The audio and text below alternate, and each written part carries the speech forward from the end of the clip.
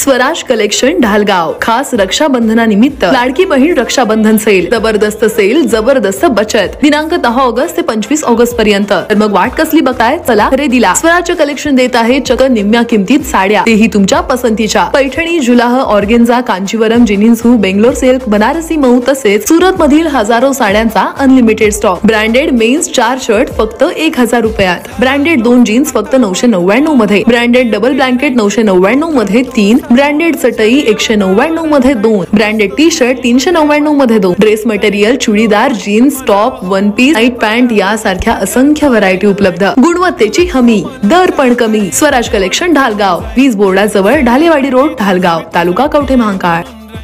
प्रत्येक बातमीतील घटनेच्या वास्तविकतेची तुलना थेट पाहत रहा चांगली अपडेट। महाविकास आघाडीने संधी द्यावी, CR सांगलीकरांची मागणी। मिरज विधानसभा मतदारसंघात निवडणूक लढवण्यासाठी उद्योगपती CR सांगलीकर मैदानात उतरले असून जनसामान्यांचा पारदर्शी चेहरा म्हणून सांगलीकरांना मतदारसंघातून मोठी पसंती मिळत आहे।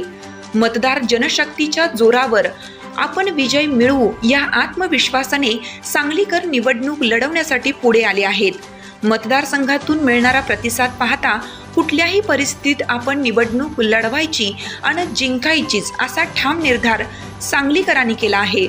महाविकास आघाडीने मला संधी द्यावी अशी मागणी करत 2024 ची निवडणूक आपण जिंकून इतिहास घडवू असा दावा सांगलीकर यांनी पत्रकार परिषदेत केला।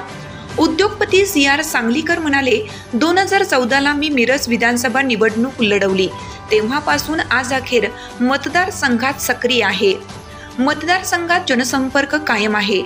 आपणाला कुठलाही राजकीय वारसा नाही, तरीही माझ्या मतदारसंघात महिलांसाठी रोजगार निर्मिती करत मोठी पायाभरणी केली आहे। शैक्षणिक क्षेत्राचे ज्ञानदान विकसित करण्याचं काम आपण मतदारसंघात करत आहोत।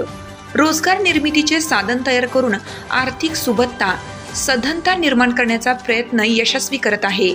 मतदारसंघाच्या सर्वांगीण विकासासाठी संकल्प उपक्रम आराखडा तयार करून मार्गक्रमण करत आहे।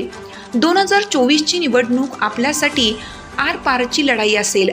निश्चितच मोठ्या मताधिक्याने विजय मिळवून इतिहास घडवू असा दावा CR सांगलीकरांनी केला।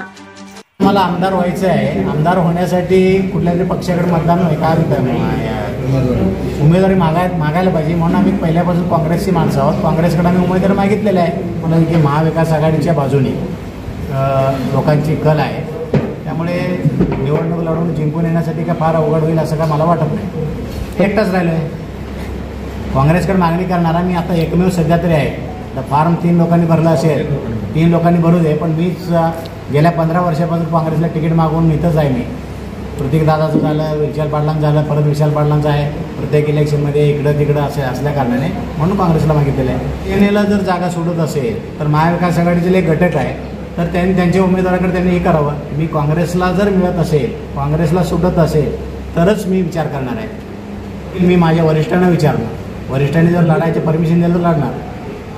आता सध्याच्या बाबतीमध्ये किंवा आता अपोजिशनबद्दल मी आता सध्याच काही बोलणार नाही, टीका टिप्पणी अजिबात करणार नाही।